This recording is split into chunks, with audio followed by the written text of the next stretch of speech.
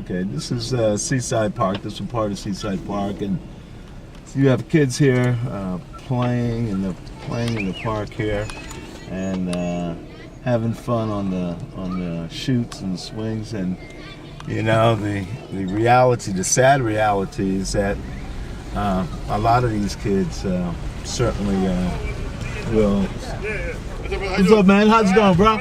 All right. You know, sad part is that a lot of these kids will suffer from asthma and possibly other ailments. You know, the school system is certainly about 95% or 90% black and Hispanic, so it's a heavy population in terms of children of color and also people of color in this city. And certainly the coal plant doesn't help. We need industry in this city, but it needs to be balanced. It definitely needs to be balanced to some degree, and if we can do that, then that's great. But unless we're able to do that, it's really gonna create issues. You know, this is a stadium over here where it's a stadium that from time to time they have concerts there, and people perform, and you know, there's a track here where people run. You know, so on one hand they're running to exercise, but what they're breathing in is something else that certainly can impact their lives. You know, I come down here, I run, I exercise too, and certainly creates it's somewhat of a contradiction. On one hand, you're trying to stay healthy, and on the other hand, you're the victim of pollutants within the city. The statue that's coming up here on our right-hand side, and I'm going to swing around the other way so you can get a better shot of it. It's a statue of P.T. Barnum. P.T. Barnum is known for P.T. Barnum Circus. And he was the mayor of Bridgeport. You know, and so I don't know if we want to add this to the city and say that this is a circus type atmosphere. You know, hopefully not. There's a lot of things that need to be done in the city, and certainly the health of the people that are here is critically important. This is the University of Bridgeport, where I went to school at. You see it across the way. We used to call it University on the Waterfront. But so it's a heavy populated community, and then we see the power plant right there with the big red and white stalk there. They run the plant in the evening at night, so no one's able to see what comes out for the most part. They don't do it during the day because it would be too obvious. So they choose to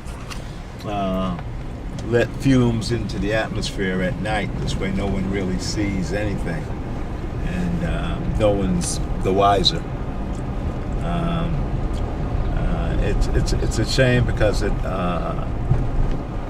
Bridgeport has the opportunity to. It's right down by the waterfront. There's not a lot, but it's basically, for the most part, an undeveloped city. It has tremendous potential to be developed and really take off. But we need a balance, and I'm hoping that at some point, you know, EPA maybe the Department of Justice can look at it and say, you know, maybe we could turn around and find some way to maybe put a filter on top of on the stack or whatever it is that's letting these fumes, these poisonous substances, into the air. This is the university, so we have a lot of people here that are in close contact and close proximity to.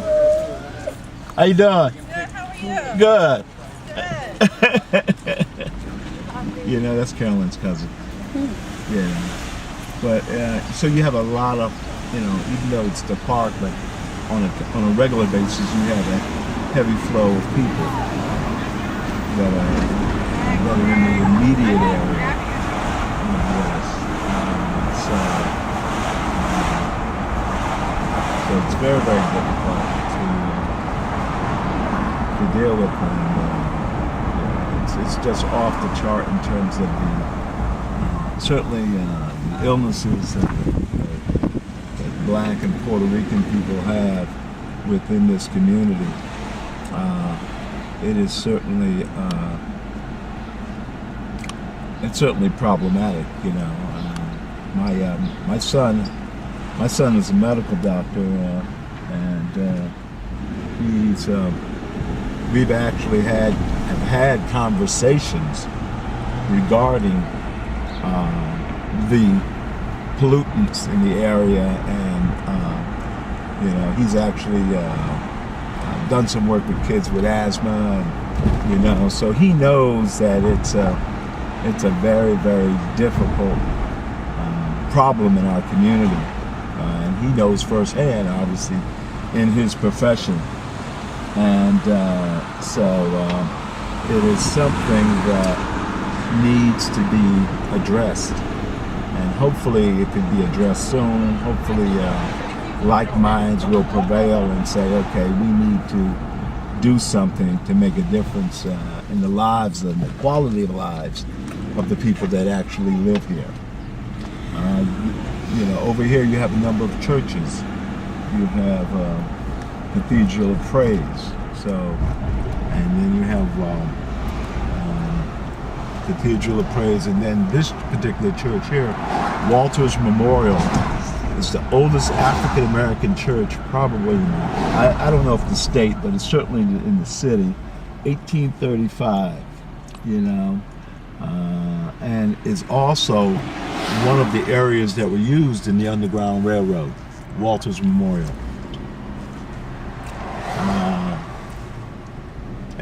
So I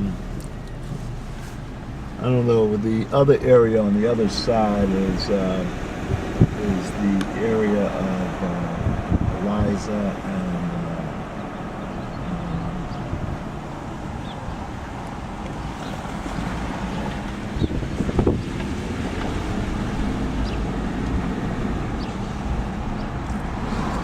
and Mary and Eliza Friedman were certainly probably born slaves in this community. But at one point, this whole area, this lower area, was known as Little Liberia, and a heavy influx of African American people were here. And this is home that I think Adrian had mentioned when we were talking earlier. But it's the oldest surviving homes in Connecticut. It's built in 1848. Same time period in which slavery was supposed to be outlawed in the state of Connecticut. It's a very, very old structure, and hopefully at some point it could be renovated and rather reconstructed, and preserved. See that they're doing some work on the sidewalk here, but this is a huge apartment complex here, and you see that, and there are other houses over here in which people live, the store here. So everything here is in close proximity to the coal plant, and certainly you have something like that's spouting. We also have a stadium up here, which is Bluefish Stadium, and it's a baseball stadium, and then we have an arena that's associated. It's right next to it. So we get a lot of people that come in and enjoy this city, and certainly take of the benefits of the city.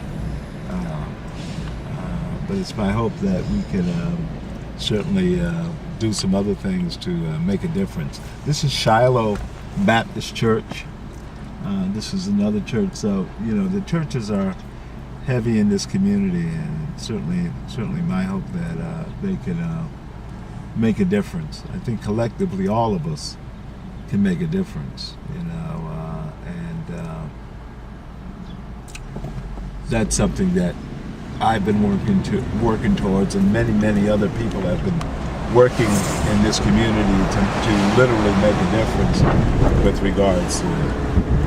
You know, this is Bluefish Stadium in the city. This is just recently built, past 10, 15 years, I guess. And